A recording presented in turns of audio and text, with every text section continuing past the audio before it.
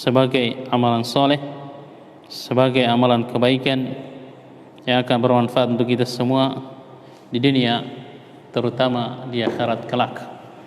Kemudian salawat dan salam pada Nabi Muhammad, kepada keluarganya, para sahabatnya, dan orang-orang yang mengikuti petunjuk mereka dalam mengamalkan ajaran Islam sampai datangnya hari kiamat. Semoga kita semua termasuk dalam barisan orang-orang yang senantiasa berusaha untuk meneladani Rasulullah sallallahu alaihi wasallam, meneladani para sahabat beliau dalam kita mengamalkan ajaran agama kita yang mulia ini. Karena Rasulullah SAW telah mengabarkan bahwa golongan yang selamat dari umatnya adalah mereka yang mengamalkan ajaran Islam seperti yang beliau contohkan, yang beliau praktekkan, yang para sahabat beliau praktekkan. Ikhwani wa akhwati fillah rahimani wa rahimakumullah. Kita lanjutkan kajian kita membaca kitab Al-Qawaid wal Usul Al-Jami'ah yang ditulis oleh Syekh Abdurrahman bin Nasir As-Sa'di rahimahullah, yang kita sampai pada pembahasan kaidah ke-9 setelah kita menyelesaikan bahas kaidah ke-8 yang bunyi kaidah ke-8 bahwa segala hukum dalam agama kita tidak akan sempurna sampai terpenuhi padanya dua hal. Yang pertama, syarat-syarat dan rukun-rukun hal tersebut terpenuhi. Kemudian yang kedua, hilangnya penghalang-penghalangnya. Kita sudah bacakan pada pertemuan kemarin penjelasan dan contoh-contoh yang dibawakan oleh Syekh Abdurrahman bin Nasir As-Sa'di tentang kaidah tersebut. Kita lanjutkan pada kaidah ke-9. Ini salah satu kaidah besar dalam fikih Islami, yaitu al-adatu muhakkamah bahasa Arabnya. Kaidah adat atau kebiasaan manusia bisa dijadikan sebagai patokan hukum, sumber hukum. Tapi Syekh Abdurrahman bin Nasir Sa'di mengungkapkan kaidah ini, takbirnya dengan takbir yang lebih jelas.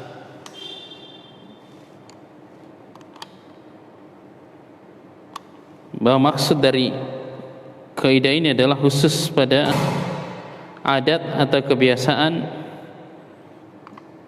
atau khusus dalam masalah yang syariat tidak memberikan batasan dalam masalah itu, sehingga untuk pembatasannya, penentuan batasan aturannya bisa dikembalikan kepada kebiasaan manusia. Kita baca apa yang dikatakan oleh Syekh. Kata beliau, al-qaidatu tasi'atu, kaidah ke-9, al-urfu wal 'adatu yurja'u ilaihi fi kulli hukmin hakama asy-syari'u bihi wa lam yahuddahu. Urf dan adat, urf kebiasaan, adat juga kebiasaan, dijadikan patokan atau kita kembali kepadanya dalam setiap hukum yang syariat menentukan hukum sesuatu tapi tidak menentukan batasannya. Nanti akan dijelaskan contoh-contohnya. Dalil-dalil kaidah ini banyak sekali, ayat Al-Quran dan hadis-hadis Rasulullah SAW. Sebagiannya sharih dari hadis-hadis Rasulullah SAW tentang kaidah ini, sebagiannya istimbat. Kalau ayat Al-Quran kurang lebih ada 6 ayat yang berbicara tentang kita diperintahkan untuk kembali kepada uruf. Bagian nanti akan disebutkan oleh Syekh. Hadis-hadis Rasulullah SAW, misalnya ketika Hindun mengadu kepada Rasulullah SAW, mengadukan suaminya yang pelit, tidak memberikan nafkah kecuali yang tidak cukup untuk dia dan anak-anaknya. Suaminya Abu Sufyan radhiyallahu taala anhu. Kata Rasulullah SAW, khudhi ma yakfiki wa waladaki bima'rufin. Ambillah dari harta suamimu itu tanpa sepengetahuan dia, ukuran apa yang mencukupi kamu, dan yang mencukupi anakmu dengan ma'ruf, maksudnya sesuai dengan ukuran nafkah di tempat kamu tinggal. Kemudian untuk orang yang status sosialnya seperti Anda, karena itu termasuk hal-hal yang membedakan jumlah nafkah seseorang misalnya. Jadi anaknya orang kaya misalnya tidak sama dengan anaknya orang miskin. Orang yang tinggal di kota tidak sama dengan yang tinggal di desa. Artis misalnya, walaupun tidak dianjurkan punya istri artis atau menikah dengan artis.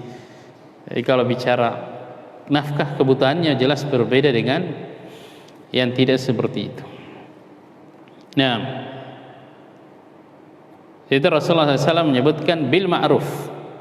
Ini kata para ulama adalah salah satu dalil yang sangat jelas tentang kaidah ini. Juga ada 6 ayat Al-Quran, sebagian nanti akan disebutkan di sini. Kita baca perkataan Syekh Abdul Rahman bin Nasir As-Sa'di rahimahullah. Kata beliau, "Hadza aslun wasi'un mawjudun muntasirun fil muamalat wal huquqi wa ghairiha."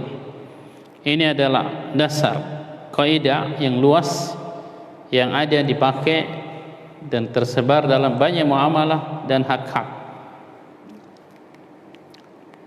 Wa bayanu dzalik, penjelasan hal itu kata Syekh, anna jami'al ahkam, bahwa semua hukum dalam Islam tahtaju kullu wahidin minha ila amrain. Masing-masing dari hukum itu minimal butuh 2 hal kata Syekh. Yang pertama ma'rifatu haddihi wa tafsirihi.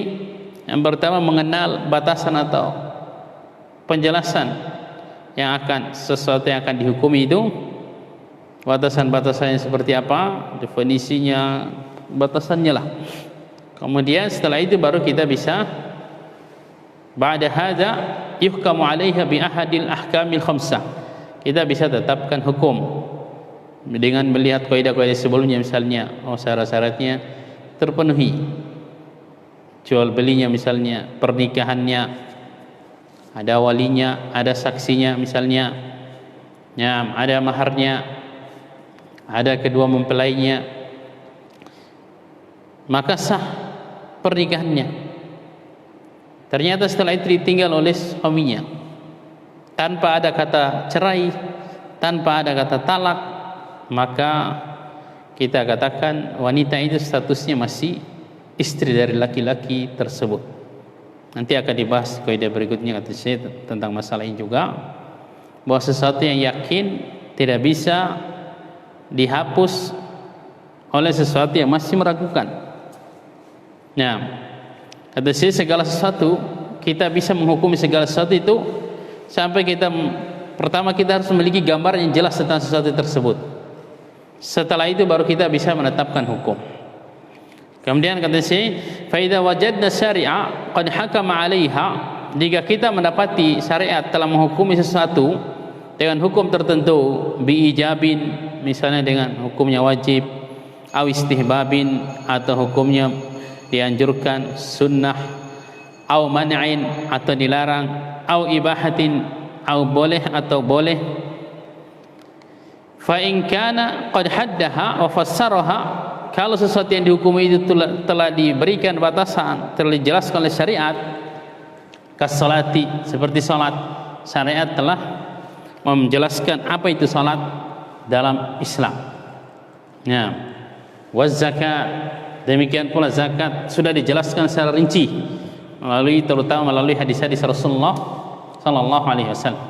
Wassiyami wal haji wa nahwiha, ini perbuatan-perbuatan atau ibadah-ibadah yang sudah dihukumi oleh syariat, hukumnya ada yang wajib, ada yang sunnah, dan sudah dijelaskan batasannya, ditafsirkan apa maksudnya salat yang syar'i, zakat yang syar'i, puasa yang syar'i, haji yang syar'i dan semisalnya. Kata Syekh, raja'na ila ma haddahu syari'. Dalam masalah-masalah seperti ini kita kembali kepada yang diberikan batasan oleh syariat. Kama raja'na ila ma hakama bihi, sebagaimana dalam kita menetapkan hukumnya kita kembali kepada yang ditetapkan oleh syariat. Wa amma idza hakama, jadi yang itu jelas insyaallah. Hal-hal yang sudah ditetapkan hukumnya oleh syariat dan dijelaskan hakikatnya, semuanya kita kembalikan kepada syariat. Ini tidak masuk pada pembahasan kaidah ini. Yang masuk pada pembahasan kaidah ini adalah yang kedua. Wa amma idza hakama 'alaiha syari' wa lam yahuddaha. Adapun seandainya kita mendapati sesuatu, syariat telah menetapkan hukumnya, wajib misalnya berbakti kepada kedua orang tua. Tapi syariat enggak menyebutkan bahwa berbakti itu harus kasih uang 10 juta 1 bulan misalnya. Nah, berbakti itu harus nelpon setiap hari, harus senyum-senyum sama orang tua setiap hari. Enggak ada batasan syariat yang seperti itu. Cuma memerintahkan untuk kita berbuat baik, berbakti kepada kedua orang tua. Jadi hukumnya berbakti kepada kedua orang tua itu wajib. Tapi syariat tidak memberikan batasannya. Maka untuk pembatasannya kata Syekh, kita kembalikan kepada kebiasaan masyarakat. Fa innahu hakama ala al-ibad bima ya'rifunahu wa yata'arrafunahu atau ya'tadunahu. Jadi jika kita mendapati satu masalah misalnya dalam syariat Islam, syariat cuma menentukan hukumnya, wajib atau sunnah, tidak menentukan batasannya. Nanti akan banyak dicontohkan oleh Syekh. Maka untuk membatasi hal itu, menentukan hakikatnya kata Syekh, dikembalikan kepada kebiasaan atau yang dikenal oleh masyarakat. Wa qad sarriha lahum birruju' ila dzalik. Dalam beberapa dalil, minimal ada 6 ayat perintah untuk kita kembali kepada kebiasaan yang dikenal oleh manusia atau adatnya manusia dalam Al-Quran. Bahkan kata urf itu disebutkan dalam Al-Quran, kata ma'ruf disebutkan di 37 tempat. Perintah untuk kita mengembalikan sesuatu kepada ma'ruf, kebiasaan masyarakat yang dikenal di masyarakat, ada 6 ayat minimal, ada di 6 ayat.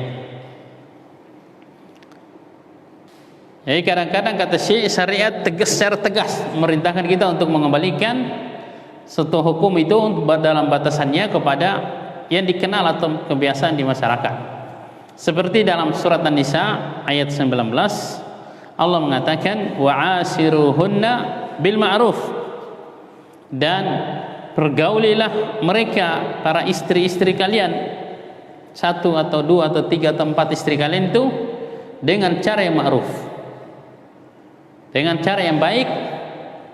Nah, untuk memberikan batasan yang baik itu seperti apa, dikembalikan kepada kebiasaan atau yang dikenal di masyarakat. Wa qad yadkhulu fi dzalika al-ma'rufu syar'an wal ma'rufu aqlan. Dan masuk dalam masalah ini, ayat ini, sesuatu yang ma'ruf secara syar'i maupun sesuatu yang ma'ruf secara akal. Kita diperintahkan untuk bergaul, bermuamalah dengan pasangan hidup kita, laki-laki maupun perempuan. Suami diperintahkan untuk berbuat baik kepada istrinya, istri juga diperintahkan untuk berbakti kepada suaminya. Juga seperti dalam surat Al-A'raf ayat 199, kata Allah Azza wa Jalla, khudhil afwa wa'mur bil 'urf. Maafkan kalau orang bodoh terutama, dan perintahkan dengan yang baik. Wa'ridanil jahilin, dan berpalinglah dari orang bodoh. Nah, ini 2 ayat yang disebutkan oleh Syekh tentang perintah untuk kita mengembalikan batasan sesuatu kepada yang dikenal di masyarakat atau uruf. Wa yadkhulu fi hadzal asli masailu katsiratun jiddan. Masuk dalam kaidah ini masalah permasalahan yang banyak sekali dalam masalah agama. Wa minha, misalnya, annallaha amara bil ihsan ilal walidain. Ini kita singgung tadi. Allah memerintahkan kita untuk kita berbuat baik kepada kedua orang tua, wal aqarib, kepada kerabat, wal jiran, kepada tetangga, wal yatama, kepada anak-anak yatim, wal masakin, wa kadzalika, pada orang miskin. Demikian pula Allah merintahkan amar bil ihsan, untuk kita berbuat baik kepada semua makhluk, ila jami'il khalq. Tapi Allah enggak memberikan batasan, baik itu dalam ayat ataupun hadis, bahwa berbuat baik itu misalnya mengucapkan salam, Ketika ketemu dengan siapapun, enggak ada batasan syariat seperti itu. Harus kasih duit misalnya kalau ketemu, enggak ada. Sehingga dikembalikan kepada yang dikenal, dianggap baik di masyarakat. Fa kullu ma syamalahu wa tasyamilahu al-ihsan mimma yata'arafu an-nasu annahu ihsanun fa huwa dakhil fi hadhihi al-awamir asy-syar'iyyah. Setiap hal yang mengandung kebaikan, terkandung ihsan dalamnya, yang dikenal oleh manusia bahwa itu kebaikan, maka masuk dalam perintah ini. Dengan kebaikan apapun, minimal nanti akan disebutkan oleh Syekh, termasuk dalam ihsan adalah tidak mengganggu orang lain. Itu minimal. Kalau kita nggak bisa berbuat baik, misalnya memberikan apa yang bisa kita beri, minimal tidak mengganggu dia, itu masuk dalam ihsan. Lianna Allah atlaqa dzalik, karena Allah mutlakkan, suruh perintahkan berbuat baik aja, enggak dibatasi bahwa berbuat baik itu dengan harta atau dengan tenaga atau dengan yang lainnya. Fal ihsanu didun lil isaah. Ihsan itu lawan dari berbuat buruk. Wa didun aidan li adamil ihsan walau lam yakun isaatan. Dan lawan juga dari tidak berbuat baik walaupun tidak berbuat buruk. Rasulullah SAW mengatakan kullu ma'rufin sadaqah. Setiap kebaikan yang kamu lakukan itu adalah sedekah. Jadi di antara contoh masuknya kaidah ini yaitu perintah kita berbuat baik kepada tetangga, kepada kerabat. Enggak harus dengan duit, mungkin dengan nelpon aja itu sudah masuk berbuat baik karena masuk dalam silaturahim. Ya. Atau dengan membantu dia dengan tenaga, dengan pikiran dan apa aja yang itu dianggap kebaikan di masyarakat. Wa min dzalika anna asy-syari'a ishtarata ar-ridha fi jami'il uqudil muawadat wa tabarru'at baina at-tarafain. Termasuk dalam kaidah ini syariat mensyaratkan keridhaan dari orang-orang yang melakukan akad tukar menukar seperti jual beli, muawadat, wa tabarru'at, akad memberi aja tidak mendapatkan balasan. Tabarru itu seperti hibah, hadiah, namanya tabarru. Dua-duanya harus saling ridho. Tapi syariat tidak memberikan batasan keridhaan itu seperti apa. Tidak membatasi lafaz tertentu bahwa lafaz itu menunjukkan sudah ridho. Sehingga kata Syekh, fa ayyu lafzin wa ayyu fi'lin, maka lafaz apapun, perbuatan apapun yang menunjukkan bahwa kedua belah pihak itu sudah ridho, maka sudah sah akad tersebut. Nah, kembalikan kepada kebiasaan masyarakat. Mungkin jual belinya ada yang namanya mu'attad, kayak di bandara-bandara sekarang misalnya kan, itu disiapkan apa, kulkas sama minumannya, kita masukkan duit, keluar minuman yang kita inginkan. Kalau duitnya nggak pas dengan harganya, nggak bisa masuk mungkin, atau minumannya nggak keluar misalnya. Padahal nggak ada penjualnya situ, tidak ada akad. Kalau terjadi saya jual, saya beli, ijab qabul istilahnya. Tapi sudah ridho, itu yang beli juga ridho, yang meletakkan barangnya juga di situ sudah sama-sama ridho, dan jual beli seperti itu sah menurut pendapat yang paling kuat, pendapatnya kebanyakan ulama. Nah, demikian pula atas kata Syekh, fal uqudu kulluha tanakidu bima dalla 'alaiha min qaulin aw fi'lin. Semua akad pada asalnya akad itu sah sesuai dengan apa yang ditunjukkan dari yang dilakukan oleh kedua belah pihak yang melakukan akad, baik itu mungkin dengan ucapan ataupun dengan perbuatan. Kecuali sebagian akad, kata Syekh, yang dikecualikan oleh para ulama, mereka mensyaratkan harus dilafadzkan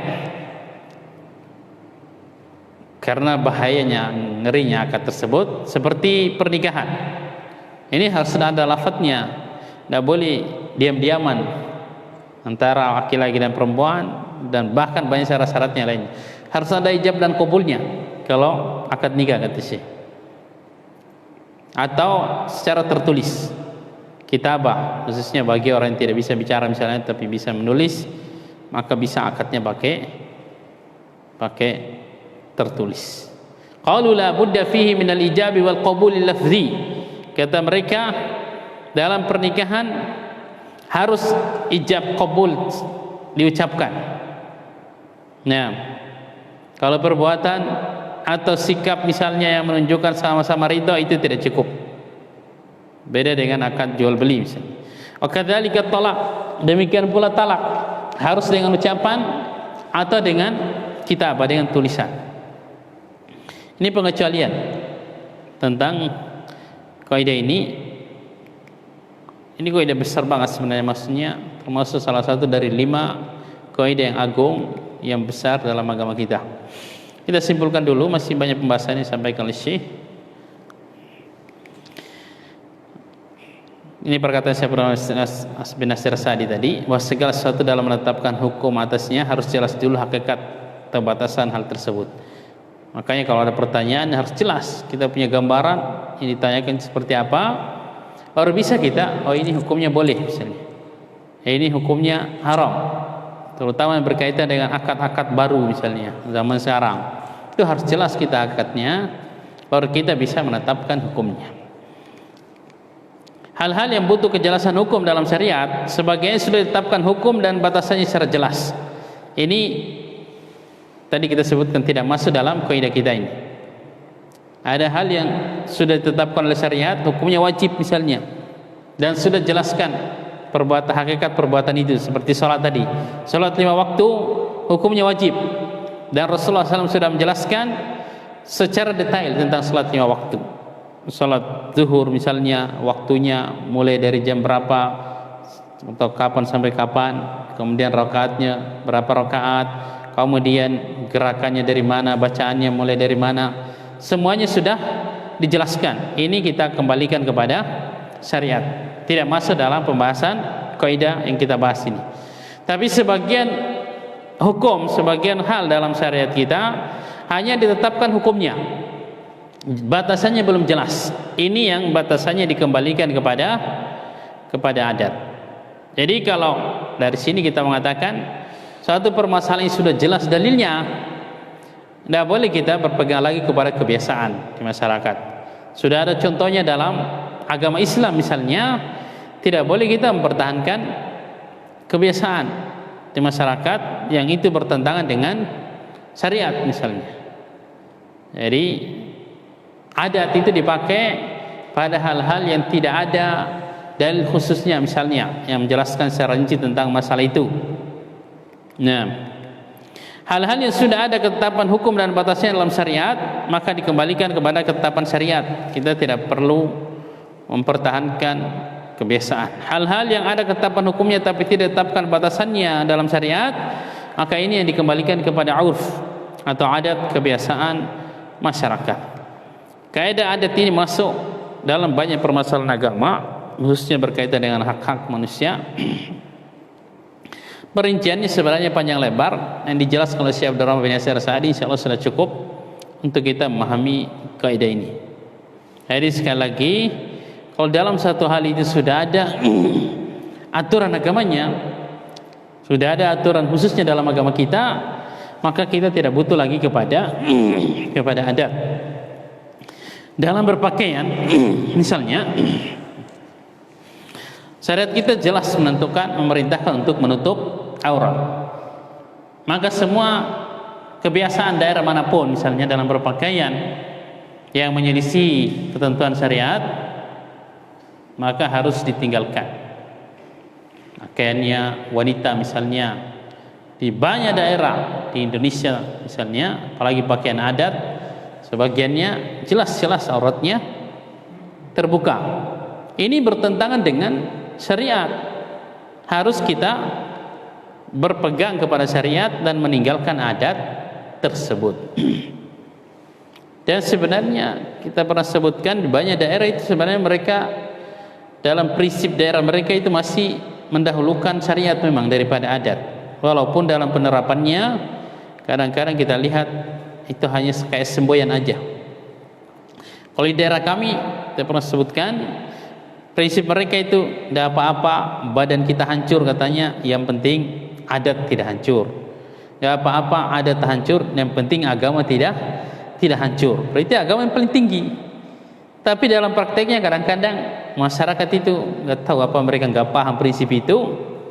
Rata-rata mereka mengatakan ini kan sudah kebiasaan katanya. Ya, kita jelaskan bahwa itu menyelisihi yang diajarkan oleh Rasulullah Shallallahu Alaihi Wasallam. Kita kembali kepada prinsip masyarakat juga sebenarnya menyelisihi prinsip yang dipegangi oleh masyarakat. Nah, ini kita banyak berbicara tentang masalah ini karena ada sebagian orang yang sudah belajar memakai kaidah-kaidah ini untuk membolehkan sebagian maksiat, misalnya mengatakan adat bisa dipakai sebagai sumber hukum. Ada batasannya adatnya seperti apa. Nah, wa minal furu' termasuk cabang atau yang masuk dalam kaidah ini, anna kulla aqdin usturita lahul qabdu anna al-qabd rajinal urf. Setiap akad dalam Islam yang disyaratkan akadnya itu harus ada qabd. Qabd itu memegang atau menguasai satu barang. Misalnya kalau barang yang bisa diambil ya qabdnya diambil, dibawa ke rumah. Kalau yang tidak bisa dipindahkan, misalnya seperti rumah, tanah, barang itu diqabd dengan dipegang surat-suratnya misalnya. Nah, ini dikembalikan kepada kebiasaan masyarakat. Kata Syekh, mana yang dianggap oleh masyarakat itu sudah dimasuk qabd, maka itu yang dijadikan rujukan, karena syariat tidak memberikan batasan dalam masalah ini. Demikian pula dalam masalah hirs. Hirs itu tempat menjaga, menyimpan satu benda. Ini beda-beda. Seperti kita pernah sebutkan, kalau mobil nyimpannya misalnya di garasi, tutup biasanya gitu kan. Motor, kalau ditaruh di pinggir jalan, dicuri, itu pencurinya nggak bisa ditegakkan qisas, karena dia mengambil barangnya bukan di hirznya. Jadi salah satu syaratnya, syarat penegakan qisas kepada pencuri adalah barang itu diambil di tempat penyimpanannya. Uang misalnya diambil di brankas, termasuk di lemari misalnya. Jadi kalau ketemunya di ruang tamu diambilnya, atau di depan rumah, itu nggak bisa ditegakkan had kepada orang seperti itu. Ini masalah hirz katanya. Yurja'u fihi ilal urf. Hirz tempat penyimpanan dan menjaga barang. Wa yakhtalifu bi ikhtilafil amwal. Hirz tempat penyimpanan tadi kalau mobil, emas pasti beda. Di mana tempat menyimpan barang seperti itu sebagai tempat untuk menjaganya. Wa min dzalika annal amin la yadmanu ma talifa indahu illa bita'addin atau tafrid. Termasuk juga pembahasan kaidah ini, penerapan kaidah ini, bahwa orang yang terpercaya, yang dipercaya, dia pada asalnya tidak wajib ganti rugi karena barang yang dipercayakan untuk dia jaga rusak di tangannya misalnya, kecuali kalau dia ta'addi itu melampaui batas, at-tafrid meremehkan, tidak melakukan yang semestinya. Misalnya dititipkan uang kepada dia, atau misalnya dititipkan motor kepada dia. Orang yang kita titipi itu orang yang amin, orang yang kita percayakan untuk menjaga barang kita.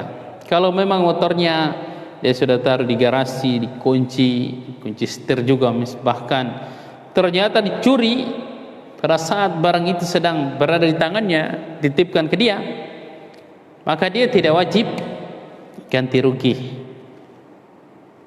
Tapi kalau ditaruh sembarangan, nggak ada, bahkan dengan kunci kontaknya ditaruh di situ, ini dia tafrid namanya.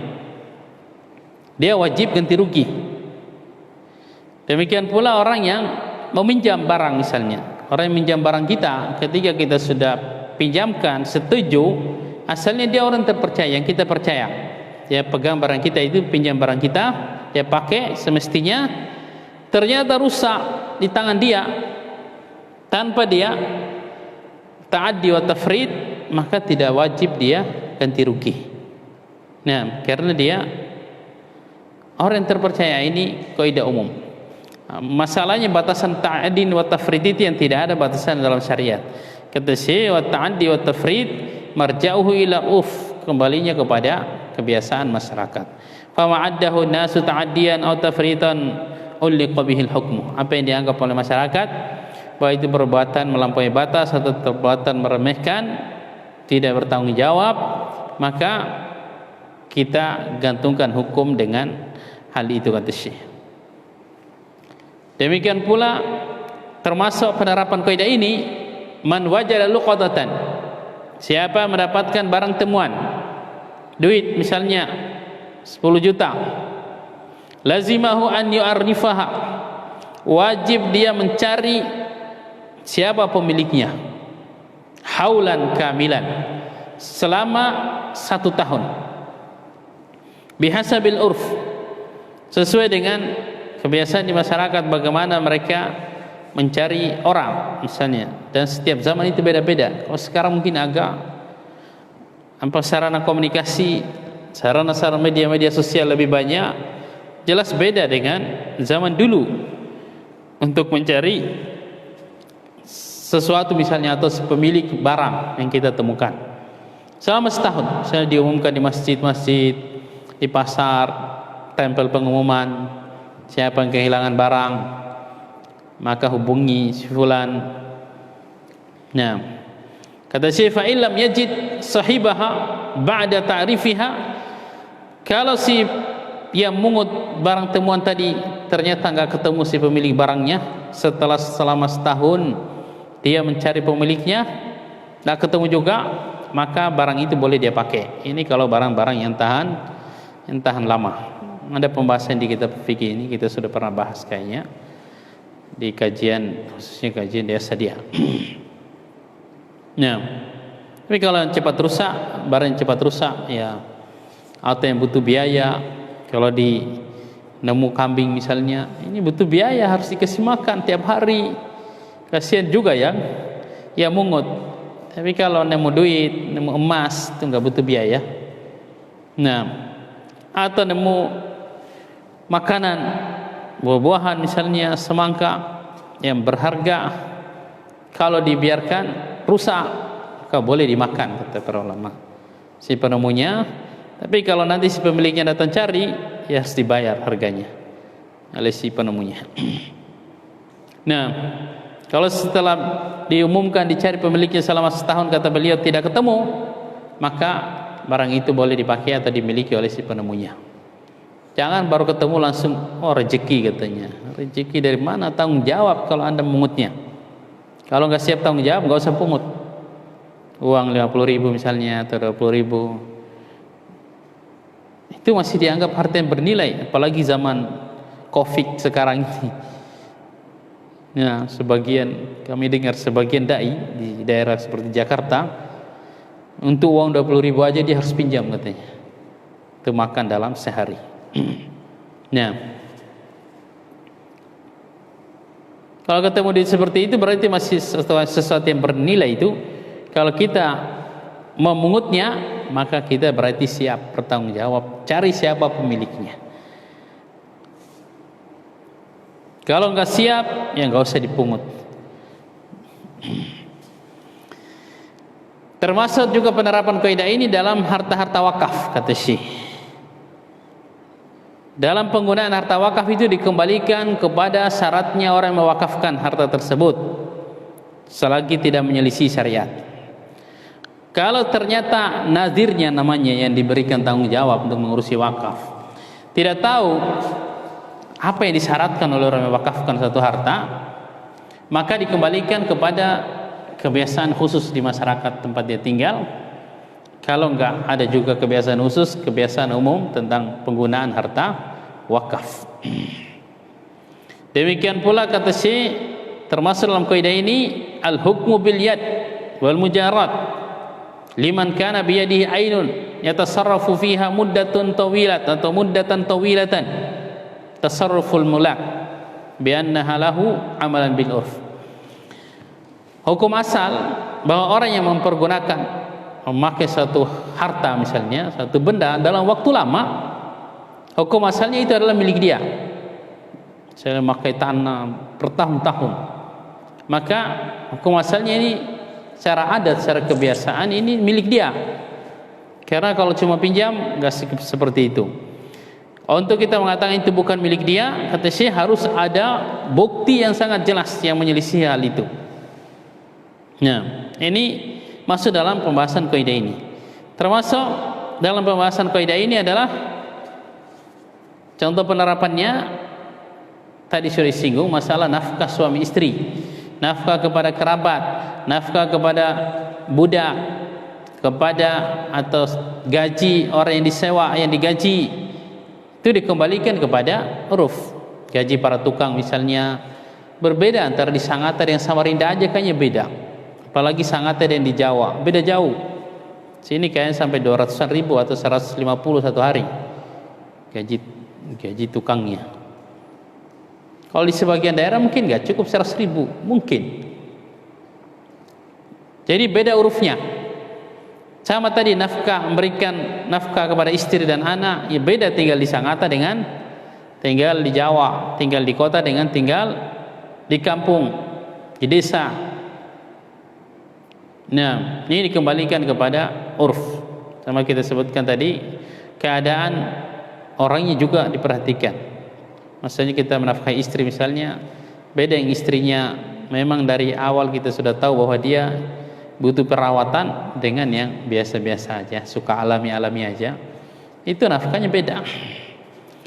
Bahkan Allah Subhanahu wa taala secara tegas dalam urusan suami istri memerintahkan untuk kita kembalikan kepada kebiasaan masyarakat yang lebih umum daripada sekedar nafkah, yaitu dalam bermuamalah, bergaul dengan pasangan. Wa'ashiruhunna bil ma'ruf, kata Allah. Itu wa'ashiruhunna bil ma'ruf, pergaulilah istri kalian atau pasangan hidup kalian itu dengan cara yang baik. Baik dalam masalah nafkah, dalam masalah berbicara, bersikap, masuk semua dalam ayat ini. Bukan cuma nafkah, kata Syekh. Fa in karihtumuhunna, kalau kalian membenci sesuatu dari istri kalian, fa asa an takrahu syai'an wa yaj'alallahu fihi khairan katsira. Bisa jadi kalian membenci sesuatu dari istri kalian dan Allah akan menjadikan padanya kebaikan yang banyak. Yafraku mu'minin mu'minatan. Janganlah seorang laki-laki menceraikan seorang wanita mukminah, kata Rasulullah SAW. Kalau dia membenci sebagian dari akhlak pasangannya, maka dia akan ridho dari akhlaknya yang lain. Ternyata sudah azan Isya, kita selesaikan, kita baca cepat. Ayat ini, kata saya, mencakup semua hal yang berkaitan muamalah dengan muamalah suami istri, baik kita berupa ucapan, perbuatan, semuanya diperintahkan untuk kita berlaku baik kepada pasangan kita, dan itu dikembalikan untuk batasan-batasannya kepada kebiasaan masyarakat tempat kita tinggal. Dalam masalah wanita yang mustahadah, yang istihadah, ini kita sudah singgung kemarin. Kalau dia sudah punya kebiasaan sebelum istihadah, wanita itu kan kalau haidnya misalnya setiap bulan di awal bulan, maka setiap bulan gitu terus itu. Tanggalnya biasanya tepat. Kalau geser 1-2 hari aja. Setelah itu misalnya dia istihadah. Istihadah itu kan keluar darah terus sepanjang waktu. Mau waktu haid mau bukan waktu haid, keluar darah terus. Maka dikembalikan kepada kebiasaannya. Setiap tanggal 1 sampai tanggal 5 misalnya dia haid, maka ketika masa istihadah, tanggal itu juga dia tidak sholat, tanggal 1 sampai tanggal 5. Tanggal 5 misalnya sudah harus mandi dia, kemudian sholat seperti biasanya walaupun masih mengeluarkan darah karena istihadah. Kalau tidak punya kebiasaan, dikembalikan kepada kebiasaan kebanyakan wanita, yaitu 6 hari atau 7 hari, kata Syekh. Ini disebutkan dalam hadis oleh Rasulullah SAW. Demikian pula tentang aib, al-ghabun, ghabun itu penipuan, tadlis, pemalsuan dalam akad jual beli, semua yang dianggap aib pada barang oleh masyarakat. Kalau para fuqaha menyebutkan aib itu adalah segala sesuatu yang mengurangi nilai atau harga barang, itu adalah aib, mau banyak atau sedikit. Demikian pula penipuan, pemalsuan, kembalikan kepada kebiasaan masyarakat. Mana yang mereka anggap sebagai penipuan, maka hukum-hukum akadnya berkaitan dengan hal itu. Demikian pula dalam menentukan nilai atau harga suatu barang yang dirusak, itu dikembalikan kepada penilaian pakarnya dalam masalah itu, urufnya mereka. Demikian pula dalam menentukan maharnya wanita, misalnya ada seorang wanita menikah tanpa menyebutkan maharnya sampai punya anak, padahal dia punya hak mahar, maka dikembalikan kepada mahar wanita seperti dia di masyarakatnya, baik itu dari sisi pendidikannya, kecantikannya. Nah,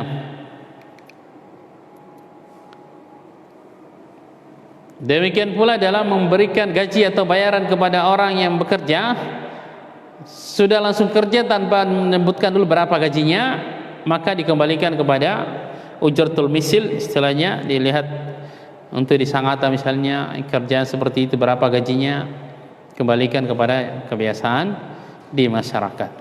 Dan banyak sekali cabang-cabang kaidah ini kata Syekh yang kita sebutkan itu sudah insyaallah sudah cukup untuk memahami kaidah ini. Kita sebutkan bahasa Indonesia sebenarnya apa yang sudah kita tadi, penentuan batasan dan jenis ihsan pada orang tua, kerabat, tetangga, anak yatim, dan ihsan kepada seluruh makhluk, ini kembali pada uruf kebiasaan masyarakat. Penentuan batasan keridoan dari pelaku akad jual beli atau semisalnya, juga penentuan batasan al-qabd, hirs, ta'addi, tafrid, maksud perkataan seorang, penggunaan harta wakaf, jumlah nafkah suami istri, semuanya itu dikembalikan kepada uruf. Penentuan waktu haid bagi wanita yang sedang istihadah, penentuan mahar, nilai barang atau harganya, semuanya dikembalikan kepada uruf. Penentuan sewa yang layak pada satu bangunan misalnya atau suatu barang yang disewa, pada asalnya juga kalau enggak disebutkan dalam akad, dikembalikan kepada yang ada atau yang berlaku di masyarakat. Mungkin itu yang bisa kita bacakan pada malam hari ini. Kita anggap selesai pembahasan kaidah ini. Nanti kita lanjutkan pada pembahasan kaidah berikutnya. Kita tutup dengan doa kafaratul majelis. Subhanakallahumma bihamdik, asyhadu an la ilaha illa anta astaghfiruka wa atubu ilaik. Wassalamualaikum warahmatullahi wabarakatuh.